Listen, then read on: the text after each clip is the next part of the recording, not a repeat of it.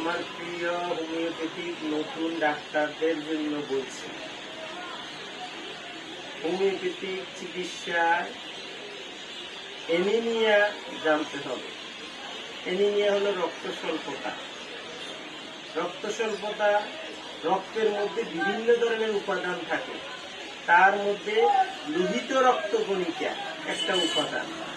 এই লোহিত রক্তকণিকার মাধ্যমে সমস্ত শরীরে বিভিন্ন অঙ্গ প্রত্যঙ্গ রক্ত যায় এবং সাথে সাথে অক্সিজেন নিয়ে যায়। লোহিত রক্তকণিকা কমে গেলে রক্ত স্বল্পতা হয়, তখন অক্সিজেন সরবরাহ কমে যায়, তখন শরীর প্যাকাশে হয়ে যায়। এগুলো কিভাবে বুঝবো? ভালোভাবে বোঝার জন্য আমরা নখের এই অংশটুকু দেখব, স্বাভাবিকের চেয়ে আরো একটু প্যাকাশে দেখা যাবে।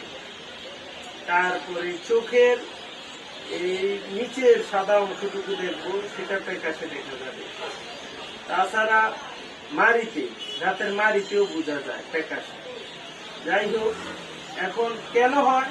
যখন শরীরে ফেরাস সালফেট, আয়রন এই সমস্ত উপাদান কমে যায়। বিশেষত গর্ভবতী মহিলাদের এটা হবেই, রক্ত স্বল্পতা থাকবে। তাছাড়া বিভিন্ন রোগীরাও রক্ত স্বল্পতা নিয়ে আসে খাবার দাবারের মেল নিউট্রিশনের কারণে, পুষ্টি সমস্যার কারণে।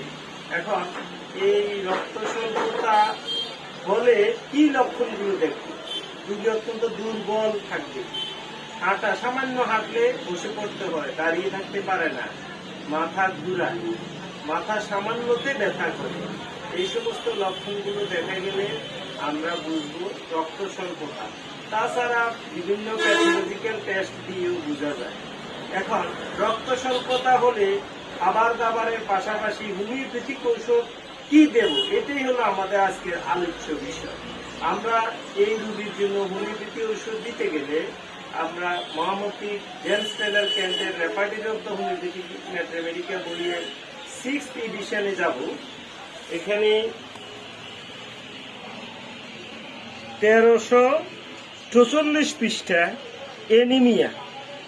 অ্যানিমিয়া রুব্রিকে আমরা দেখতে পাবো যে লাল যে অক্ষরগুলো দিয়ে, লাল যে বর্ণগুলোর শব্দগুলো লেখা, মেডিসিনের নাম লেখা, সেটা হলো ফার্স্ট গ্রেড।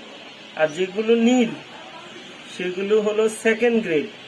আর যেগুলো সাধারণ, একদম সাধারণ, এগুলো হলো থার্ড গ্রেড। ফার্স্ট গ্রেডের ওষুধগুলো হলো arsenic album, borax, calcarea phos, calcarea carb, china, প্যারামেট,